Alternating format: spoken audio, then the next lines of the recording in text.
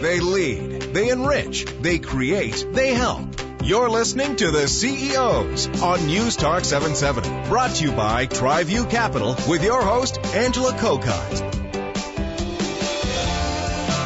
If home is where the heart is, my guest for today's CEO series has a very big heart.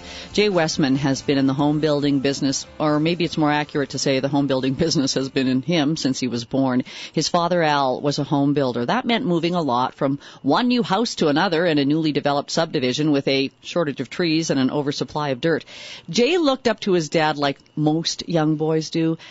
And that respect and admiration grew even stronger when the two started their own company in 1980. I am pleased to welcome the chair and CEO of Jayman MasterBUILT, Jay Westman, to the CEOs.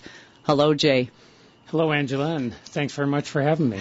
I'm looking forward to this hour because just in researching your story, I think your father was an integral part of your life and your business.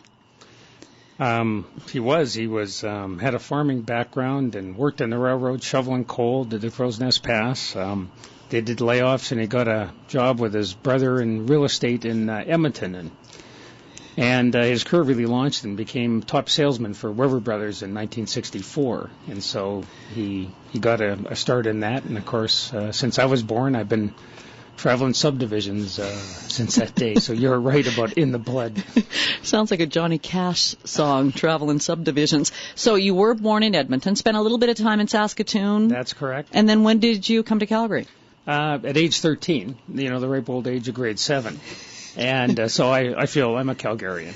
And was it because of your dad's businesses that you moved from Edmonton to Saskatoon and then eventually to Calgary? That's correct. He was sales manager up in Edmonton. In those days, of course, a good salesperson became the sales manager.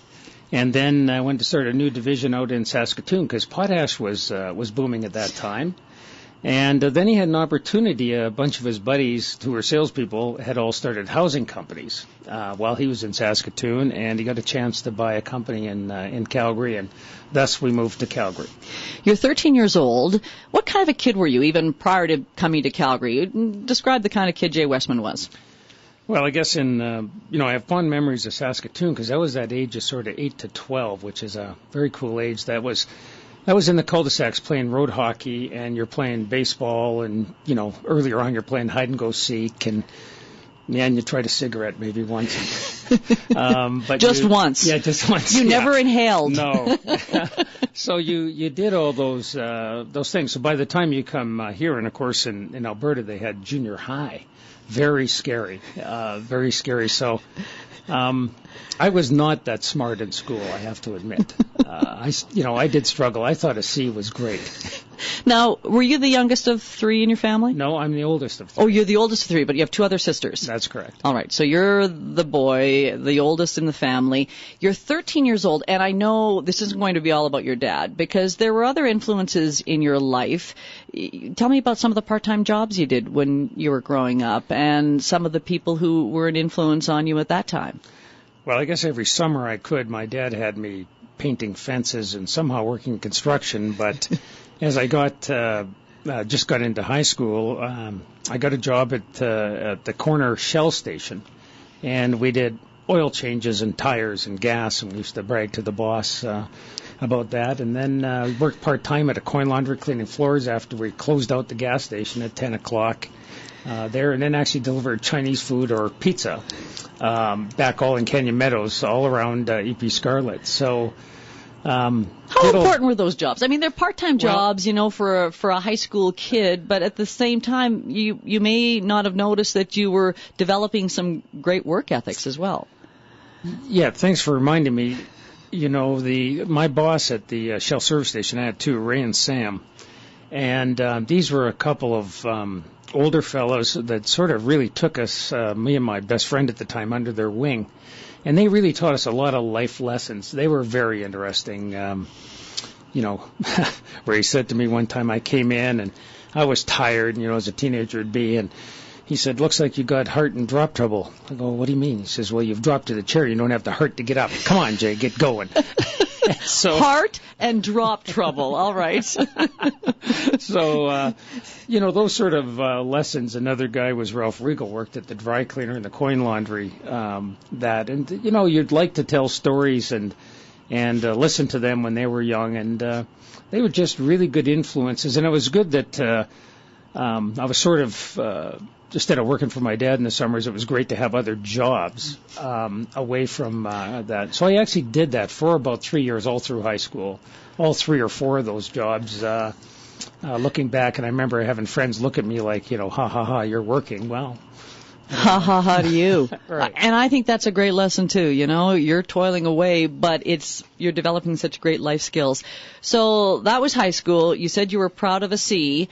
Did you go on to post-secondary education? I did after a while. I actually, it's another story what my dad did after I got out of high school, but I ended up going back to SAIT at about the ripe old age of, I'm thinking I might have been around 21, and I started to take some estimating residential and commercial courses at night, and then looked at a book and thought, geez, I could take more than that. And I started to go to SAIT, and I just carried on at SAIT going to the night school. And I darn near did that for 8, maybe 10 years, because I took every course that they had to offer at the time. I ended up with my business management certificate there. But at that time, dating back to that time, I was 23, and we'd actually started Jayman just then. So a lot of the courses were very applicable. So I got better in school because now it was my life and it was important. And then I started to get very good marks. I love that story because so many kids go through high school and they do see the C's or the D's or they're not making it. And that can be very discouraging. But what an important lesson to be able to find what you love then. And you said you just kept going. You couldn't get enough of it. Well, my dad actually gave me interesting. He said to me that, son, everybody's created equal. And he would go on to say, sometimes you'd think that a banker would be very smart or a lawyer or an accountant there. And he says you have to remember that they're good at their discipline.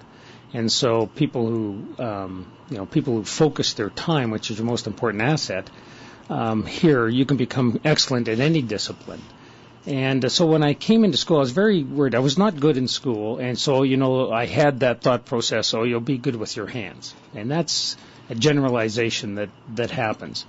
Not really true as you start to go through it. It's just, it has to become your idea. It's your life, your importance. And, I think a lot of kids in school, they're doing it because mom and dad have they're pushing them to do it, and I hadn't bought in, I guess.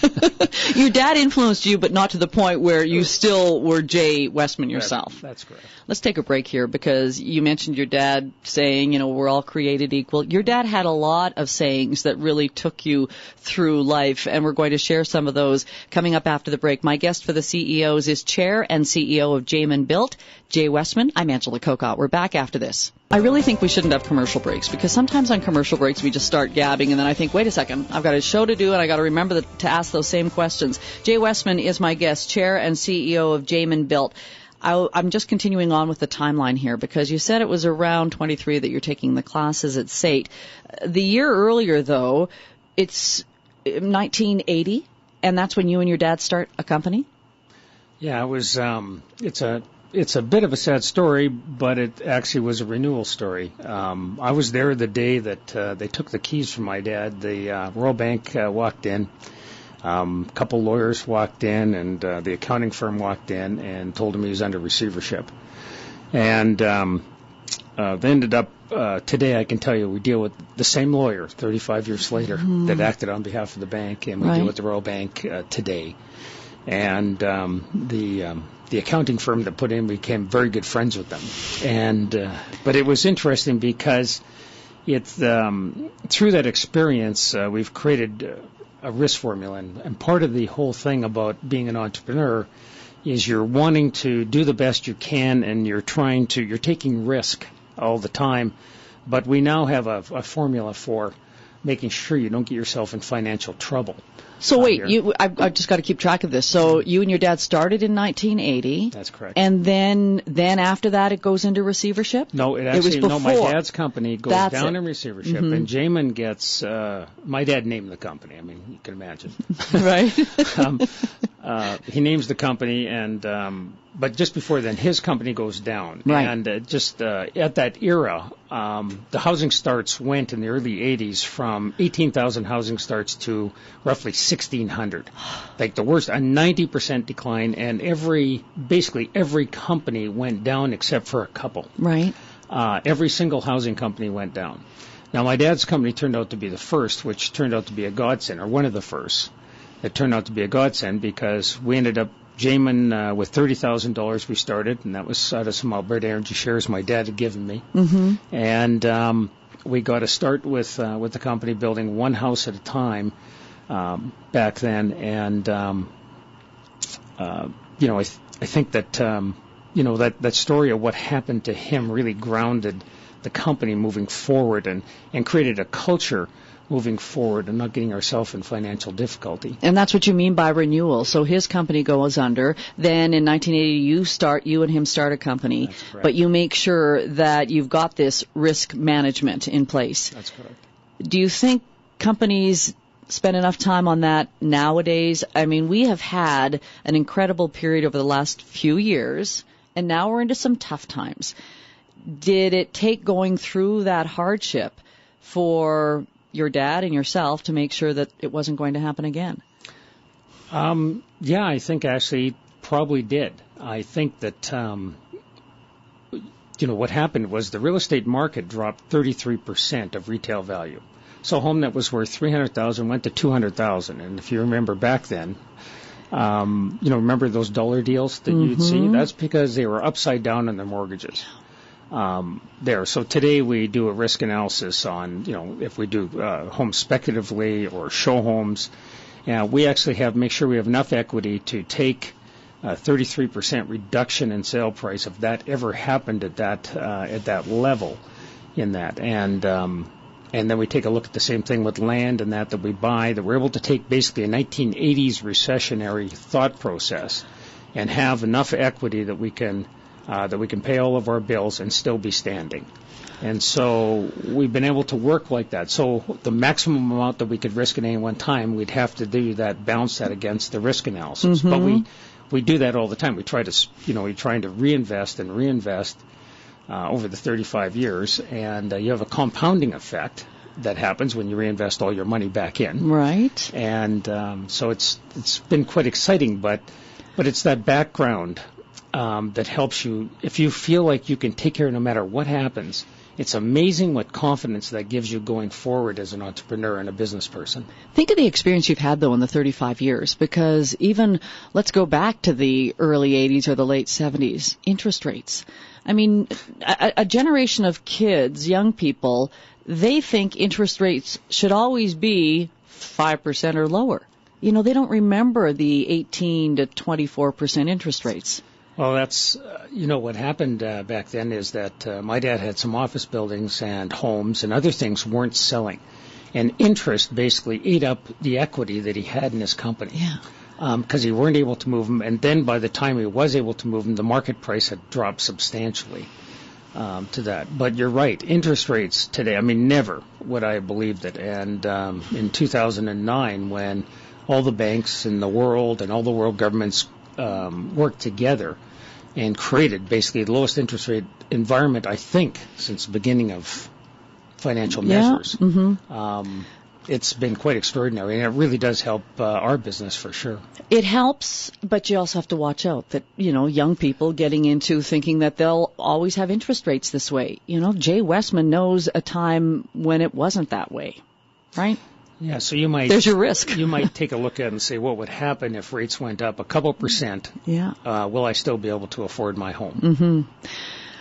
You, with that experience, though, went through the highs and the lows a couple of times.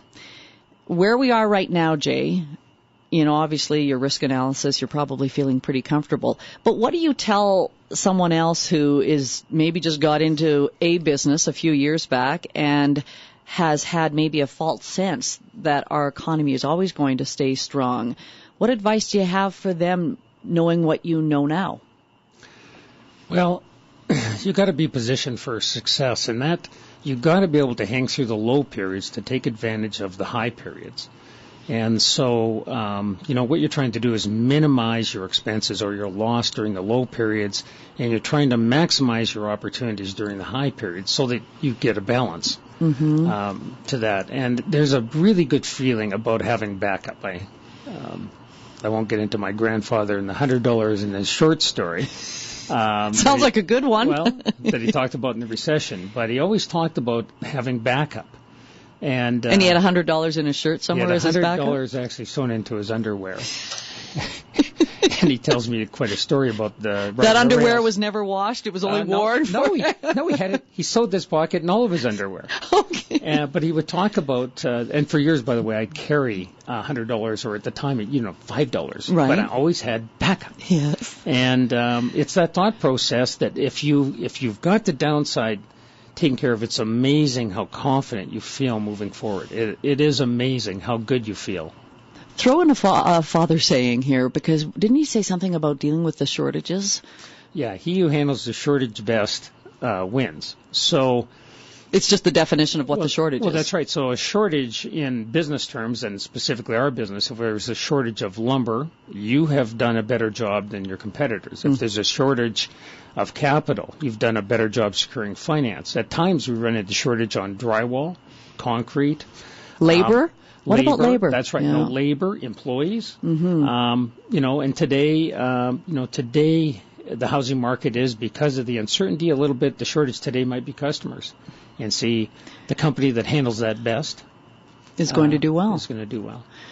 Your father also, because I want to throw in just a couple of more sayings, and they've stuck with you, and maybe they'll stick with someone listening. But the whole thing about your name being your credit card. Right. That was important to him. Yeah, very important. This has been something that everybody says they have integrity until it's tested. No, who doesn't say they don't have integrity? Until there's something to win or something to lose. And it's very interesting to watch people decide to do things, especially for money, that impact their reputation. They think, okay, I won because they won something in money, but their reputation is hurt. And your reputation. So my dad had a saying, you only have one thing in life, son, and that's your name. And your name's your credit card of life. And it is interesting how big you can drive up your credit card of life here in terms of what you're able to do, because the ability for people to believe your words is, and they only do that by how you've actually walked the talk, basically out of your history, out of your resume. What have you done on a consistent basis? And we use that quite a bit. I like to share that with people. I think it's an impactful statement. It was something he had given to me over something that one time I didn't exactly do what I said I was, and I had it fully justified. Why I didn't do it. Which most people do have it fully justified, totally. right? I believed it. Yeah. Until we went through some examples, and he threw that out to me. Probably in my teenage years, my latter teenage years, call it 16-ish, doing crazy things. Those are your learning years. Yeah, they were definitely learning. So you're working alongside your dad. It sounds like a great situation, but was it always a great situation? Because he is your father, and you are a young and up-and-coming business person. Did you feel like you could be away from his shadow? Yeah, I was lucky. Not all parents are like that, and I'm not so sure that I'm not as good as he was with me, with my kids. I'm just not. I don't know why. Yeah. I want to be. If I did well, he did well, and so it was interesting that he would want me to do well, and he would take that. But I have seen other examples of kids and parents working together. Sometimes it gets competitive. And my dad was never competitive that way. He gave me all the credit.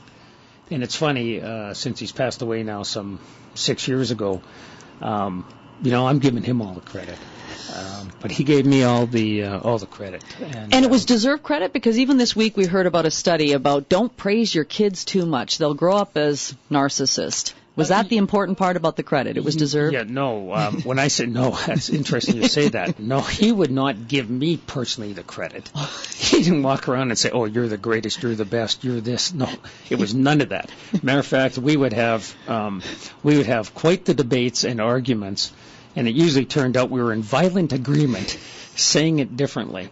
So no, he was not. Good question. He did not treat me like that. No, he gave credit to other people. Uh-huh. He would tell other people about things that we're doing, right, and things that we're accomplishing. Into that. No, he would never. No, to me, he was a critic. He was tough. He was on me. Well, who tells you the truth? Your dad, your mom, your sisters, brothers, exactly, your spouse. And a really good boss. And a really good boss will tell you the truth. No, he told me the truth, and it was brutal. No, so it wasn't anything like heading down that path. Okay, I'm telling you the truth. We have to take a break here. I am with the chair and CEO of Jayman MasterBUILT, Jay Westman. You are listening to the CEOs.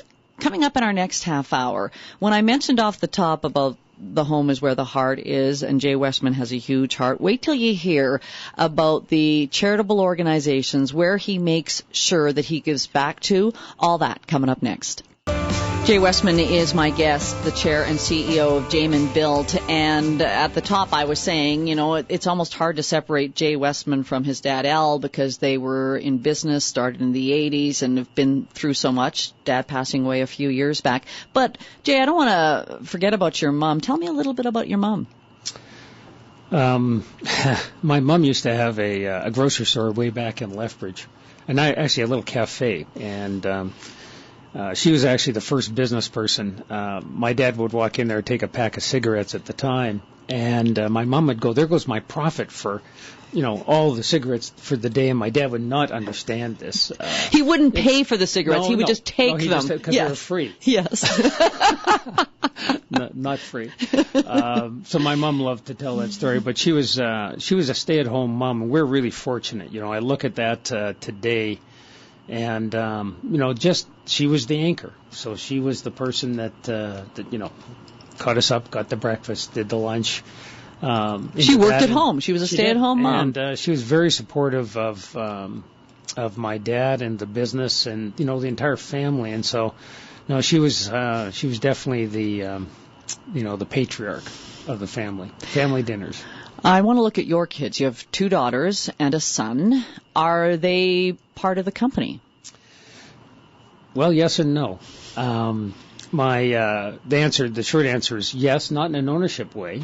My oldest daughter used to work for me for a period of time, and now she's having a family, and her husband now works for me in Edmonton. He's actually taking his executive MBA at the University of Alberta, and he's our general manager of our multifamily division in Edmonton. My son is in sales, outstanding salesperson, and my daughter has got a couple different diplomas and degrees and is a director of marketing for our land development company.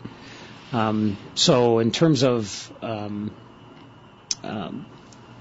guess in just a little bit of a story here, we wanted to make sure that we weren't going to have, I was going to make sure that if the kids coming up, would they have would they be the next president? Would you do intergenerational things? And this gets into a lot of succession planning and deep thinking at a whole number of levels.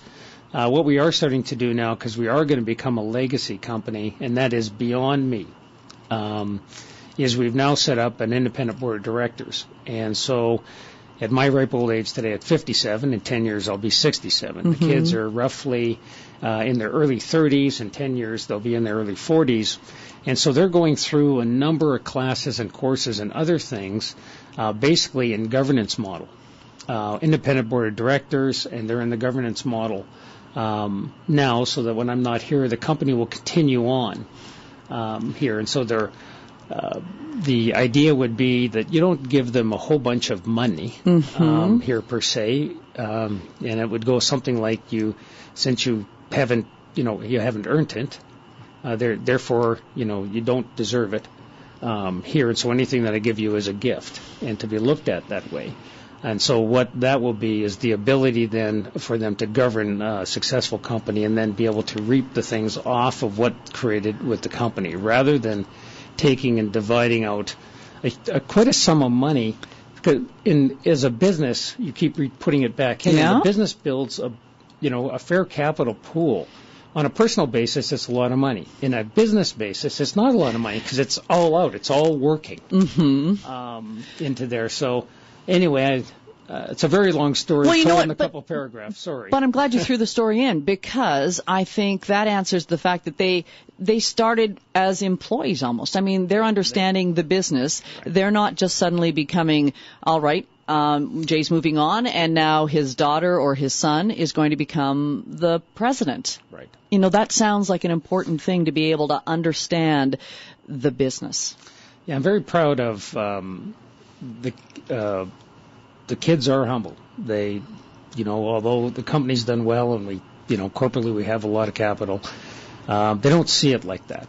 They earn their salaries. They live within their means. They understand that, and that's very important in terms of values there. And so I'm very proud of them, and I know they're very proud of me and the company. And I think their grandfather would have been very proud of them too, watching it go this way. Well, he did that to me. So. He did.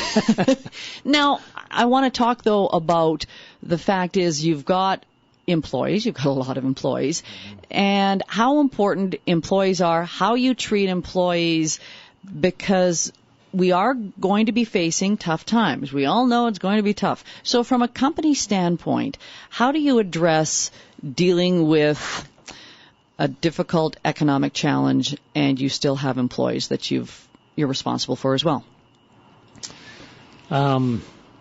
That's a very good question, and we've spent a lot of time thinking about this downturn. Angela, is quite a bit different than others. First of all, this isn't a recession. This is a commodity price that's gone down in price and will return at some period of time. Mm-hmm. I think everybody would agree with that. So we're actually going to take a look at this opportunity, and we're going to do our best as a company to build right through the cycle. And we're going to continue to build and invest through the cycle, because we believe it will get slower in terms of supply and demand. The costs will come down, and we hope to build through those lower cost periods here at the end when it comes back again. So we're doing everything we can to keep our team intact, everything we can. If it really, really, really slows down, you can't have people doing nothing. Mm-hmm. That's not good for morale. But so far we've been doing pretty good, and we're feeling pretty good. When asked today about just in terms of the market, basically the consumer sentiment is oil prices are low and housing prices are coming down. So the answer is oil prices are low and house prices are down. Now's the time to buy. And so the key, my advice to, and this is no different than people that work professionally in financial business or in the stock business and that, the time to buy is at the low. Mm-hmm.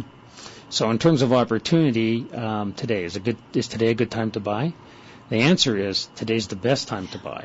And so what we're going to see through this cycle over this next 2, 3, 4 months, I expect, more bad news to come out in the media about what's happening in the energy sector very specifically. And it's real and it's material for that sector. They can't make any money.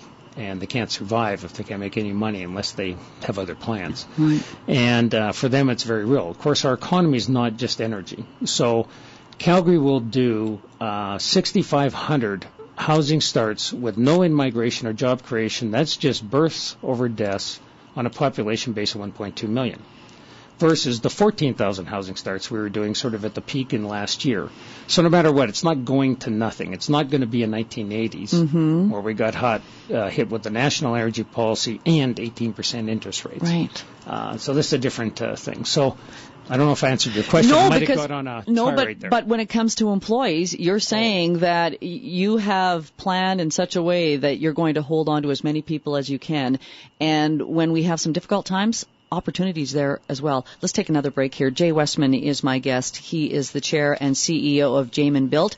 Back with Jay after this. All right, I've got about 10 minutes left with Jay Westman. Unfortunately, I have about a half hour of questions, so I'm going to try to cram in as many as possible. Go back to your kids for a second, Jay, because you are a successful business person. You got to tell me about work-life balance when those kids were growing up and you and your dad were establishing successful companies, and we might be able to get into that as well. How difficult was that for you? Well, it was very tough, and I, quite honestly, I wasn't very successful. And as I look back in my later 20s, 30s, 40s, I was climbing to the tallest mountain as fast as I could. I was, whether it be going to night school or involved in different business elements at night and on weekends. To that, I actually lost my first wife, basically, to a divorce in 2000. And as I look back at it, it's no wonder she left me.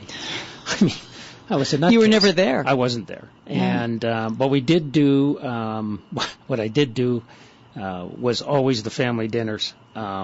We always spent the weekends together, and we always did family holidays. Always, like not miss. That was always important. And we had lake time each and every summer. So we did all those components, but the 7-day-a-week thing was tough, and so. What advice do you have? There's lots of 20, 30-year-olds who are climbing that mountain as fast as they can. It's hard. It's, in terms of that's the time. I have to tell you, now looking in retrospect, in my 50s, my dad used to say, you hate to use that saying, but people go through 5-year life increments. 20 to 25, 25, 30, 30 to 35, 35, 40. Getting to your 40s, you're in your maximum earning power. It is amazing what that 5-year increment does in terms of timing. And so the ability to learn, get engaged, of course, what happens is you learn off of experience, but you learn off of other people. And as you start to move up, you're getting in a different group, in a different environment, in a different thing.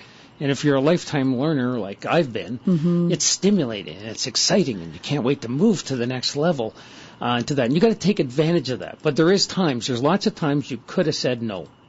You could have said, no, I'm not going to that function because it's more important to be here. So you've got to choose what is most important to you and then follow through with what's most important to you.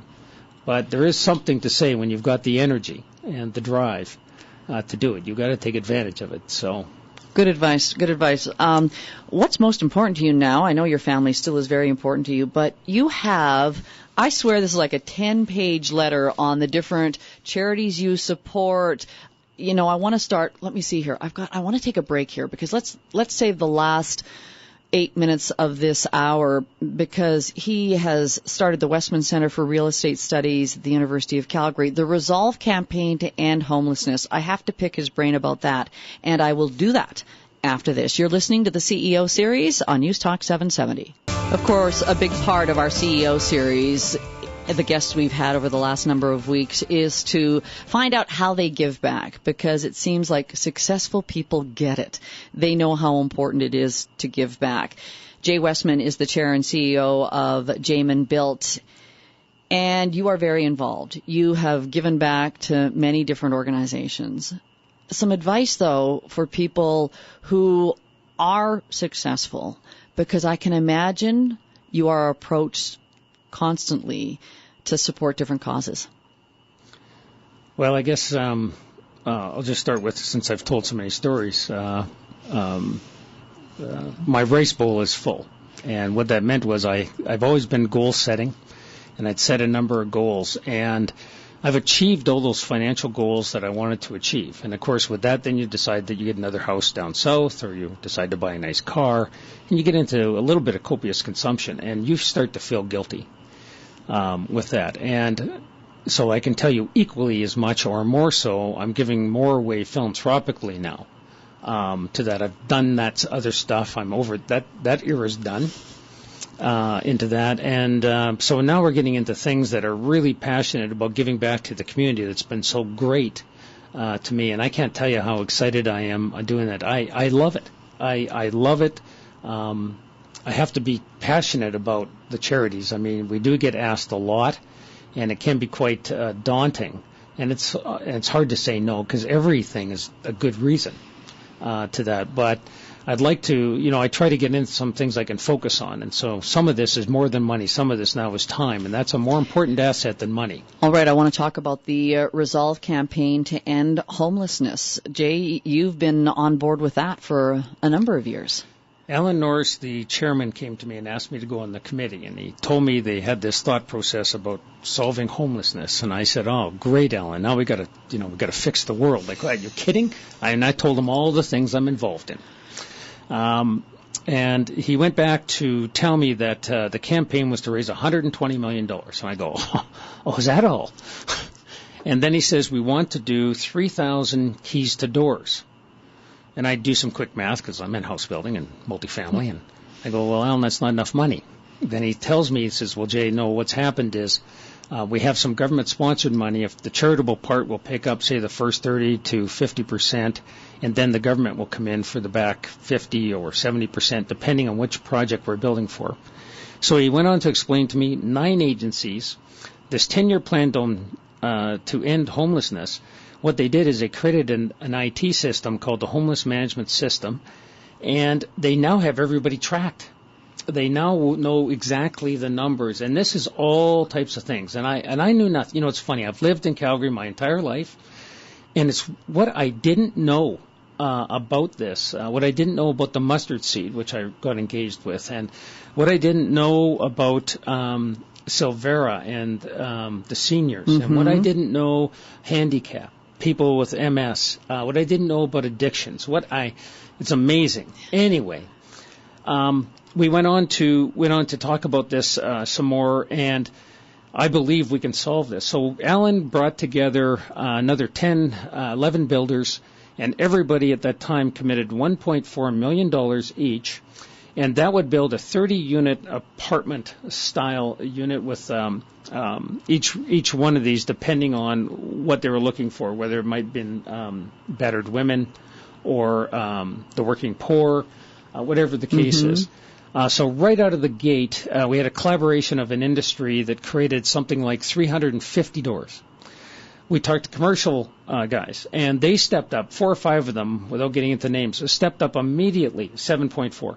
The banks now, are not one bank sponsoring. I know that 2 of the major banks have stepped up already and both committed, and they're working on the other 3 collaboratively. Ken King, a good friend of mine, he went and talked to the car agencies guys, all the car guys, and talking to them about collaborating. I've talked to Calgary Home Builders Association and UDI, and we're talking about a joint collaboration about putting more together than the builders. You're excited about it. Are we going to get some houses built? We have got 836 keys committed. As a matter of fact, your owner of this station, their family, just got a commitment for them to do some things on terms of air and radio and other things for the Resolve campaign. And Jimmy Patterson got involved, and a number of other competitor radio stations have gone into this. This community is going to come together, and we are going to create this money. We will get this done. We'll get this done in the next couple of years. I'm so excited because what this does is it frees up the systemic part frees up healthcare. The hospitals are stuffed in emergency wards because we don't actually take care of the systemic problem. It just keeps repeating. Shifts of the police service, shifts upon shifts upon shifts. Same people, not solving it. Yeah. Here, the court system. So I actually think we're going to make a difference. And probably... and if Jay Westman is involved, it is going to happen for sure. And you know what? I've got about 30 seconds, but I want to touch on University of Calgary, Westman Center for Real Estate Studies. I can't believe I'm saying touch on it for 30 seconds. But why was that important for you to establish the center? Germany's the largest manufacturer of goods and services in the world, and why? They are excellent manufacturer. They take vocation and they do it with practical skills, and what they focus on gets done there. And so we wanted to make sure that we could actually have something we could focus on very specifically in real estate. And real estate's the second biggest industry in North America. And that's why that center was so important to you. That's very, very exciting. Jay, the hour has flown by, and I don't know if anyone's ever told you, but you do have an uncanny resemblance to Johnny Carson. I feel like I've been talking. So you know what? Tomorrow or the next day, we always throw this up on our Facebook page, our video conversation for the CEOs. So you'll just have to check it out yourself. But Jay, thank you so much for dropping by and spending an hour with us, because I think you're probably just a little busy. Angela, thank you. It's been fun. Get to spend an hour talking about yourself. Thank you.